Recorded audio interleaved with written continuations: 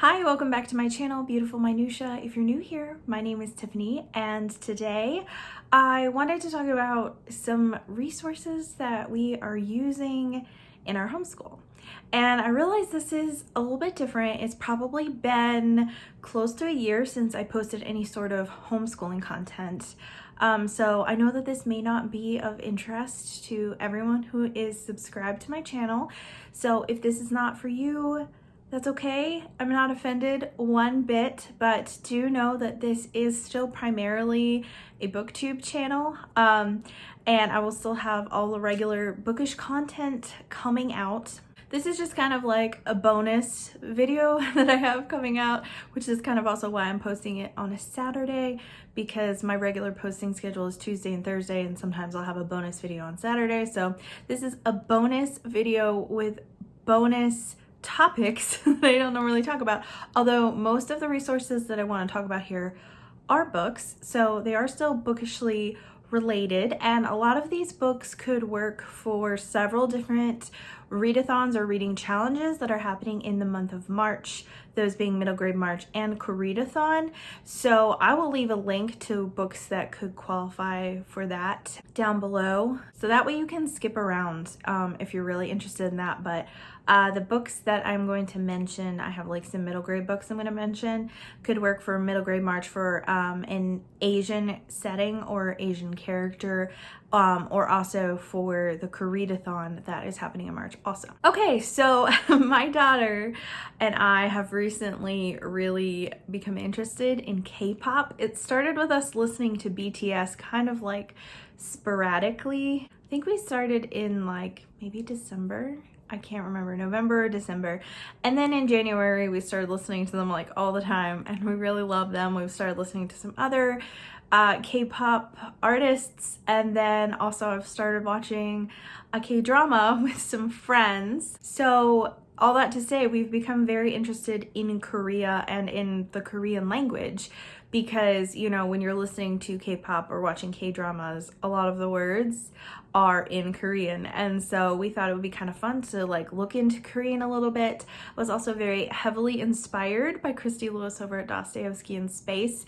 She was into K-pop and K-dramas long before I was, and she totally influenced me in this area, but we just really are enjoying kind of like all things Korea. So we decided we wanted to kind of do like a unit study and study about Korea and learn more about the culture, the language, the history, and all of those things. And that is the beauty of homeschooling, is you can take something you're interested in this case, BTS for my daughter, and actually turn it into like a learning experience and be able to customize your interests to your education. So that was like a huge draw of home educating for us. I am planning on writing a blog post that should be out hopefully by the time this video airs.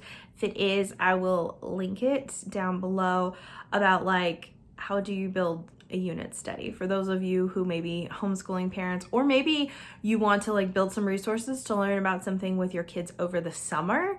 That would be something really fun to do. So if it's out by the time this video is, which hopefully it will be linked down below. Okay, so first I kind of want to talk about some resources that we are using to learn the Korean language.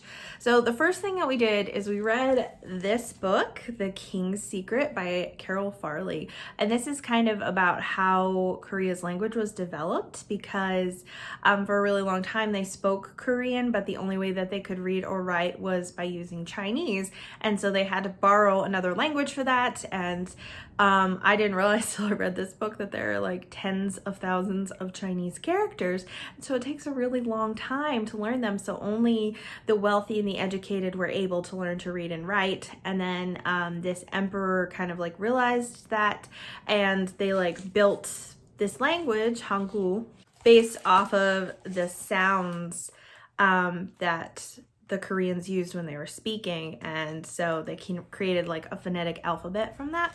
So this was the first thing that we read for that, to kind of learn about that. This also kind of ties into Korean history as well. And then right now we are working on learning the Korean alphabet. We're using a video by Miss Vicky. I can't remember what the video is called. I'll have it linked though, and it's like learn the Korean alphabet in like 30 minutes or something like that. And so she goes over each letter and the sounds that it makes and all of that kind of stuff. So we're like working our way through that. I've also heard, this is something we would like to listen to. There's a podcast called Talk to Me in Korean, and it has different levels. And so if you listen to the podcast, there's like, I think like conversations and stuff. And so it helps you learn Korean through immersion, I guess. I'm also going to look into, I'm sure you could learn Korean on Duolingo, which I do have that app, but I've used it for Spanish in the past, not Korean. And I know Christy Lewis uses an app called Drops as well. So I may look into those, but right now we're just like at the very, very, very basics.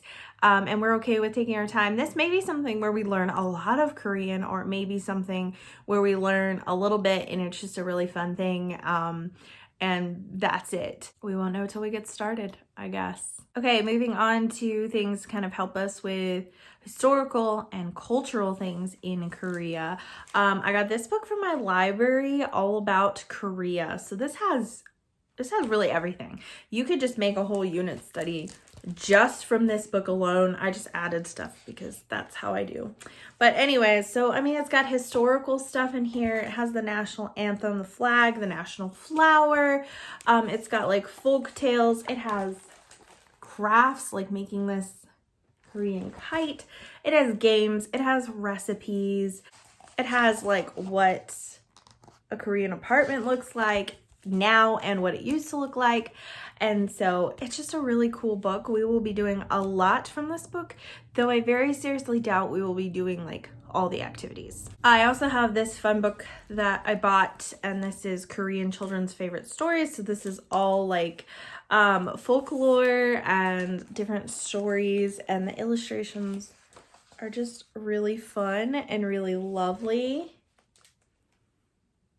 So this is one we're looking into, and what I would like to do, we have like these little blank books that we bought from Target, and what I would like to do is to read these stories and then have my daughter kind of like retell them like with her own illustrations, which if you're familiar with Charlotte Mason educating style, that's basically a form of narration. So that's why I'm including that, but I thought it would be something that Claire would think was fun and interesting.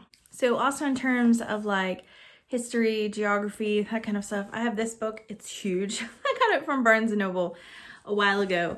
And this has just different countries in this atlas, and it has stuff about food, obviously, as you can tell from the title, but it's got like different foods that they eat in Korea and stuff. It's just really a really cool book. A lot of children's atlases have absolutely no information on Korea, which is really frustrating because we have a lot of children's atlases. We have like some Usborne atlases, and while like it shows a map of Asia and shows Korea on the map, there's absolutely like no information about it. The only atlas book I had that was an Usborne one that had like this tiny little blurb about Korea, and all it said was like a type of like outfit that the girls wore sometimes or something like that. And then over Japan, it had a picture of Taekwondo and said like, had them saying like konnichiwa to each other. And I was like, wait a second. Karate's from Japan. Taekwondo originated in Korea. Like, why? I was like really frustrated by it. I'm like, this is supposed to be like a reputable company, like educational company for children's books. And I feel like someone should have caught that, because anyone who knows anything about martial arts at all knows that. Like my husband was like, wow, he was really shocked because he took Taekwondo as a kid. So he knows where all the different martial arts originated from. So Anyways, that's the only atlas book I have that has any information about Korea in it at all. But I do plan to like print out some maps and see maybe I can find some adult books at the library that might have some pictures of kind of like the geography or topography of Korea, so we can look at that as well. Speaking of food, I have ordered a Korean snack box, which I'm really excited about. I have no clue what is in it, but it's gonna get here and we're gonna try some Korean snacks, and that sounds really, really fun. I also recently discovered that we have an Asian food market local to us, which is really surprising as we live in a really rural area. So the bigger town about 20 minutes from us, where we have to go grocery shopping and all that kind of stuff, only has like 10,000 people. So that kind of tells you how small the area we live in is. So I was really surprised that there was an Asian food market there, but I'm really excited about that because there's a lot of Korean recipes that I want to try, and a lot of the ingredients are not things that you can find at like regular supermarkets. So I have some recipes I'm gonna share. I am planning on recording a video of us trying out our snack box. That looks super fun. We'll also be reading some historical fiction. And so these are all historical fiction books set in Korea or having to do with Korea. So the first one, which we have actually already started, is A Single Shard by Linda Sue Park. So this takes place in Korea in the 12th century. So this is obviously quite a ways back. And it's about a boy who's living in a village, and he is homeless and an orphan, and he is really wanting to learn the trade of pottery. So he wants to become apprenticed to a local potter. And so it talks a lot about pottery and how much that meant, and how Korea's pottery became like famed throughout China and stuff. It's really wonderful. I have read this before, so I'm really looking forward to reading it with my daughter. And our language arts curriculum that we're using is actually centered around this book, so it's a way to incorporate language arts while still learning about Korea also. I have a couple of other Linda Sue Park books that I have ordered that have not come yet. One of those is Seesaw Girl, which is about a girl who, I don't know if she's royalty or just wealthy, but back then, like, she wasn't allowed to leave the courts of her home at all, and she wanted to be able to do certain things and travel, and that wasn't allowed back then. And I think she like sneaks out and is able to explore the world. Again, haven't read it, but I love Linda Sue Park's books that I have read, so I figured we'd give that one a try. And then I have another book by her called When My Name Was Kyoko, and it takes place during World War II when the Imperial Japanese invaded Korea. And I guess they came in and they made everyone change their Korean names to Japanese names, and it just like, I'm sure it's really hard hitting. It might potentially be a little too intense for my daughter because she is quite tender-hearted, so it may just be one that I read individually or I read before I read with her. I'm not really sure. And then the last book is a very modern book, and this is actually not historical fiction. I lied to you, but I think it would still fit for middle grade March prompts, I think. And that's When You Trap a Tiger, and this is all based in Korean folklore, which I thought would be really cool because we are learning some Korean folklore in that other book I shared, the Korean stories Korean children love. And this cover is so pretty. I love it so much. So those are some of the resources that we are using to study Korea in our home right now. We're super excited to learn more about the culture and the language in particular, because I think it will bring more meaning to the music and the TV shows that we have been watching / listening to lately. And also we're really excited about the food because I love to cook, and ethnic food is pretty much always my favorite food. Like, I like it more than American food 99% of the time. So that makes me really excited to try out some new recipes, maybe some new cooking techniques. So I'm really, really thrilled about that. I'd love to hear from you down in the comments below. If you know anything about Korea, I would love to hear if you have any resources to share. They can be like kids resources that I can use in our homeschool, or they can be adult resources that I would find really interesting. Either one is fine. And if you're watching this as a homeschool mama, I would love to hear what you guys are studying right now, if there's any sort of thing your kids are interested in that you are really enjoying learning more about. Thank you so much for watching. If you like this video, please hit like and also subscribe so you can continue to see more bookish and apparently a little bit of homeschooling / Korean content from me. And I will see you again next time.